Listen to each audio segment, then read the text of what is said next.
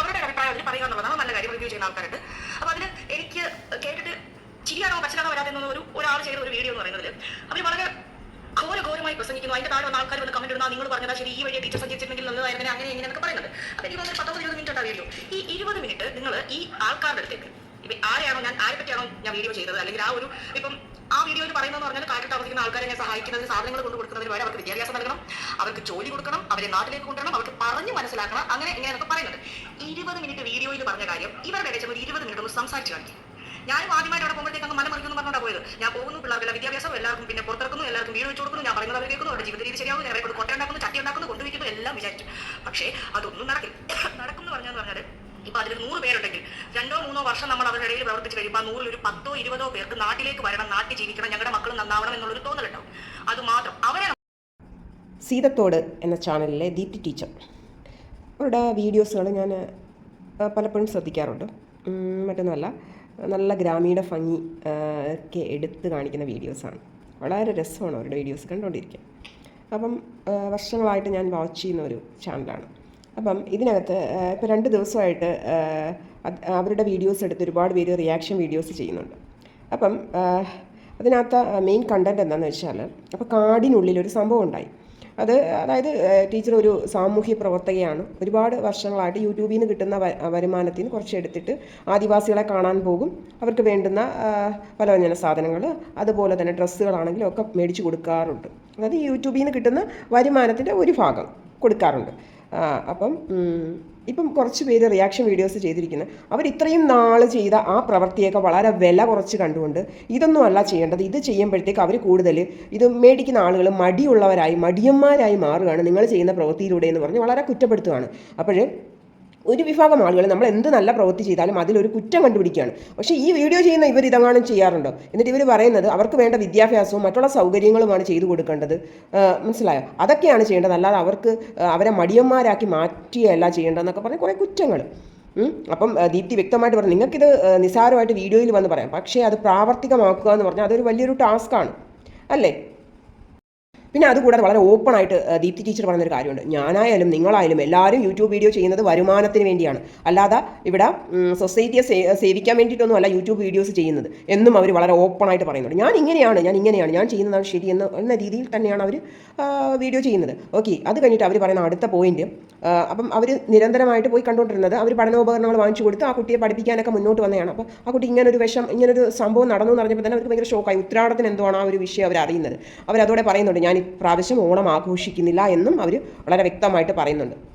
അപ്പം പക്ഷേ ഇവർ ആ കുട്ടിയെ കാണാൻ ചെല്ലുന്നുണ്ട്, പക്ഷേ കുട്ടി ഇവരെ കാണാൻ കൂട്ടാക്കുന്നില്ല. അപ്പം പ്രഗ്നൻസി കിറ്റ് മേടിച്ചുകൊണ്ടാണ് പോകുന്നത്. അതിനെ കുറ്റം പറയുന്നുണ്ടായിരുന്നു. ആ ഒരു കിറ്റും കാണിച്ചിട്ട് ഇവരെന്തോ ചിരിച്ചുകൊണ്ട് വീഡിയോ ചെയ്യുന്നു. അവരെന്തോ ഏത് നേരവും കരഞ്ഞുകൊണ്ട് നടക്കണം. എന്തോ നിങ്ങൾ പറയുന്നത്, എപ്പോഴും കരഞ്ഞുകൊണ്ടിരിക്കണോ?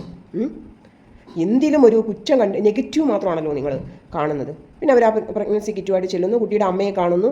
അപ്പോൾ അമ്മയ്ക്ക് ഏകദേശം പറയുമ്പോൾ മനസ്സിലാവുന്നുണ്ട്. അപ്പോൾ ഈ കുട്ടി ദീപ്തി ടീച്ചർ ചെല്ലുന്നതെന്ന് പറഞ്ഞാൽ അവിടെ നിന്ന് മുങ്ങി ദൂരെ എവിടെയോ പോയി. പക്ഷേ എങ്ങനെയോ ആരെയൊക്കെ വിളിപ്പിച്ച് ഈ ടീച്ചർ ഉദ്ദേശിച്ചതെന്ന് വെച്ചാൽ ഈ ഒരു വാർത്ത പബ്ലിക്കിലേക്ക് കൊണ്ടുവരുമെന്നാണ്. ഒരിക്കലും ആ ടീച്ചറിൻ്റെ വീഡിയോ നമ്മൾ ഇത്രയും നാളായിട്ട് കാണുന്നത്, എന്തുമാത്രം ജനം ആ ടീച്ചറിനെ സപ്പോർട്ട് ചെയ്യുന്നുണ്ട്. ഓക്കെ, അവരെ ഓരോ സ്റ്റെപ്പും ഞാൻ ക്ലീനായിട്ട് വാച്ച് ചെയ്യുന്നുണ്ട്. അവർ ആരെയും മനഃപൂർവ്വം മോശപ്പെടുത്തുന്ന രീതിയിലൊന്നും വീഡിയോയിൽ സംസാരിക്കാറില്ല. അവർ സംസാരിച്ച കൂട്ടത്തിൽ ഇങ്ങനെ അബദ്ധത്തിൽ വന്നുപോയി എന്ന് മാത്രം എനിക്ക് ആ ഒരു ഫീൽ ആവുന്നത്.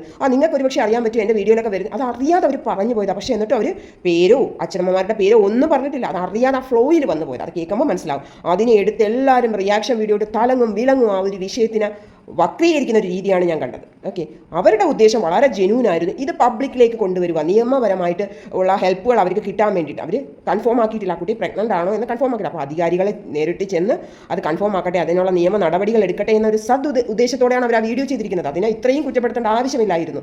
അവരുടെ ഉദ്ദേശം എന്ന് വെച്ചാൽ പ്രായപൂർത്തിയാകാതെ ഇങ്ങനെ കുട്ടികൾ പ്രഗ്നൻ്റ് ആകുക, അത് കുറ്റകരമാണല്ലോ.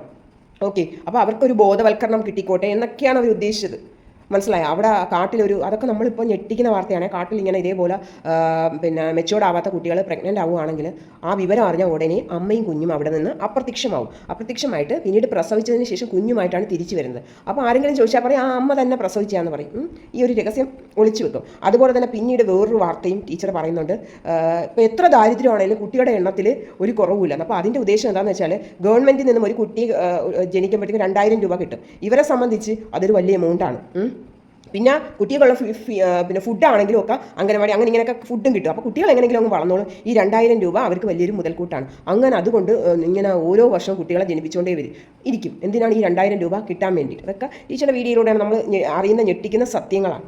അപ്പം എനിക്ക് പേഴ്സണലി ഭയങ്കര ഒരു വിഷമമാണെന്ന് തോന്നി. എനിക്ക് അത്രയും ഭയങ്കര ഇഷ്ടമാണ് എനിക്ക് ആ ടീച്ചറിന്. വളരെ രസമാണ് അവരുടെ വീഡിയോസ് കാണാൻ. അവരൊരു സതുദ്ദേശത്തോടെയാണ് വീഡിയോസ് ചെയ്യുന്നത്. അവരുടെ പിന്നെ യൂട്യൂബ് ചാനലിൻ്റെ വരുമാനത്തിൻ്റെ ഒരു ഭാഗം അവർ കൊണ്ടുപോയി കാട്ടിലുള്ള അവർക്ക് ആവശ്യമുള്ള ഹെൽപ്പുകൾ ചെയ്യുന്നുണ്ട്. അങ്ങനെയാണ് അവരുടെ ചാനൽ മുന്നോട്ട് പോയിക്കൊണ്ടിരിക്കുന്നത്. അതെല്ലാം ഓപ്പണായിട്ട് അവർ പറയുന്നുമുണ്ട്. പിന്നെ ആർക്കാണ് ഇവിടെ കുറ്റം? എന്തിനാണ് ഇങ്ങനെ തേടി നടന്ന് ഇവരെ അറ്റാക്ക് ചെയ്യുന്നത്? പക്ഷേ അവരുടെ ഏറ്റവും വലിയ വിജയം, ഒരുപാട് പേര് അവരെ സ്നേഹിക്കുന്നുണ്ട്, വിശ്വസിക്കുന്നുണ്ട്, കട്ട സപ്പോർട്ടും കൊടുക്കുന്നുണ്ട്. അതാണ് അവരുടെ വിജയം. പിന്നീടും അവർ എടുത്തു പറയുന്നുണ്ട്, എനിക്കത് പോയി അറിഞ്ഞ അപ്പോൾ തന്നെ ചാടി പുറപ്പെടും. അങ്ങനെ ഒരു സ്വഭാവമാണ്. ഒരു കാര്യം കേട്ടാൽ അപ്പോൾ അതിൻ്റെ സത്യാവസ്ഥ അറിയണമെന്നുള്ളൊരു ഒരു ത്വര നമുക്കുണ്ടല്ലോ. അപ്പോൾ അതിൻ്റെ സ്വഭാവത്തിനാണ് ഞാൻ ചാടിക്കരിച്ചെന്ന് ചോദിക്കും. പിന്നെ അവിടുന്ന് അടിയും വാങ്ങിച്ചുകൊണ്ട് തിരിച്ചു വരേണ്ടി ഇതൊക്കെയാണ് എൻ്റെ ഒരു സ്വഭാവം എന്നൊക്കെ അവർ പറയുന്നത്. എന്ന് വെച്ചാൽ അവർക്ക് അങ്ങനെയാണ്. അവർ സ്നേഹിക്കുന്നവർക്ക് ഒരു പ്രശ്നം ഉണ്ടായിക്കഴിഞ്ഞാൽ അവർ അതിൽ ഇറങ്ങിച്ചെന്ന് ആ പ്രശ്നം എങ്ങനെ സോൾവ് ആക്കാം എന്നൊക്കെ നോക്കുന്ന ഒരു പ്രത്യേക ഒരു മനുഷ്യത്വമുള്ള ഒരു വ്യക്തിയായിട്ടാണ് ഇന്നുവരെയും എനിക്ക് ഫീൽ ചെയ്തിട്ടുള്ളത്. അപ്പോൾ ആ ടീച്ചറെ എല്ലാവരും കൂടെ അറ്റാക്ക് ചെയ്യുന്നുണ്ട്. അപ്പോഴത്തേക്ക് സത്യം എനിക്ക് പേഴ്സണലി ഒരു വിഷമം തോന്നി. കൺക്ലൂഷൻ പറയുകയാണെങ്കിൽ എന്തുകൊണ്ടും ആ ടീച്ചർ പിന്നെ ആ കുട്ടിയുടെ പിന്നെ ഒരിക്കലും ആ കുട്ടിക്ക് ഒരു ദോഷം വരുന്ന രീതിയിലല്ല വീഡിയോ ചെയ്തിരിക്കുന്നത്. അത് ഉറപ്പാണ്, 100% ഉറപ്പാണ്.